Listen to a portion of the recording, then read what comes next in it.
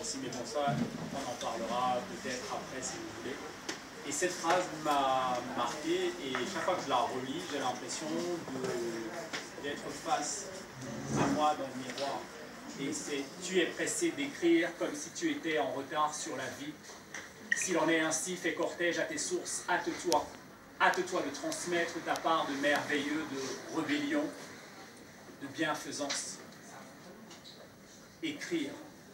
Que faire pour traverser le cycle de la béance ténébreuse? Peut-être écrire, oui, peut-être.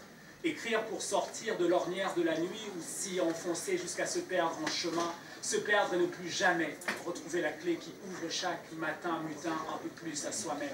J'écris pour partager ma folie, cracher mes idéaux et mes pensées rebelles, jouir dans la bouche, sur le ventre, à la face du monde, mes secrets et mes rêves, mes fleurs d'insomnie. Je pense donc, j'écris donc, je dis donc, je suis, oui, je dis donc, je suis, car ma langue, comme ma plume, exaltée, bande toujours lorsqu'il s'agit, je me répète, de dire l'immonde beauté d'un monde qui crie. Que faire de toutes ces métaphores en dents de scie, de cette musique de mots qui me traverse, de ces vers solidaires ou ces vers qui me transpercent et m'empoignent envers et contre tous les démons et l'enfer qui me guette au loin. Écrire, oui, écrire peut-être. Que faire de ma vie avant ma mort? Écrire peut-être à tort, mais tant pis, j'écris et j'écrirai encore toujours plus fort, car c'est bien de cela qu'il s'agit, écrire de préférence avant de mourir. Écrire peut-être même pour ne pas mourir, écrire juste écrire jusqu'à la mort, écrire juste écrire comme d'autres plantent des arbres, comme d'autres tentent l'impossible, écrire juste écrire comme d'autres chantent les possibles.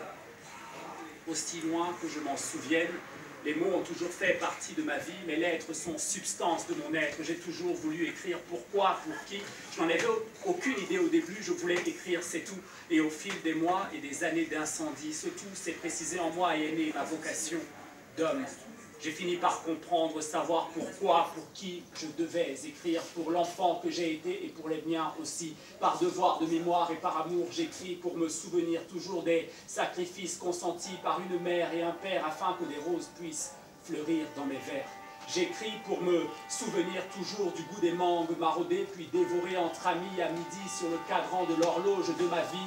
Aujourd'hui, je sais pourquoi j'écris. Cela m'aide à vivre ivre, courtisan d'utopie. Cela m'aide à vivre mieux avec mes impossibilités. Cela m'aide à trouver réponse aux questions que je ne me suis pas posées. Aujourd'hui, j'écris et je le crie, je suis slammer. Slammer, poète au sens où l'entendait Giono, c'est-à-dire de professeur d'espérance, enfant bâtard de la poésie classique et du royaume des ombres qui préfère se frotter et se piquer à l'autre oreillette sensible plutôt que s'enfermer dans les cénacles et les cercles intellectuels d'une élite qui pense le monde mais semble vivre dehors. Le slammer ne se contente pas d'écrire du bout des lèvres de la poésie, il la dit, il la vit et devient corps de texte fiévreux. Certains vont même jusqu'à se consumer sur scène, mourir, oui, mourir pour mieux renaître de ses cendres tel un phénix ardent. Aujourd'hui j'écris et je le crie, je vous l'ai dit, je suis slammer. Il me fallait écrire enfin ce recueil pour sortir de ma vie, l'habiter définitivement. Il me fallait écrire enfin ce recueil pour sortir de ma vie, l'habiter définitivement. On peut traverser toute sa vie en commettant toujours la même erreur, la mienne fut de tomber amoureux d'un poème. Merci.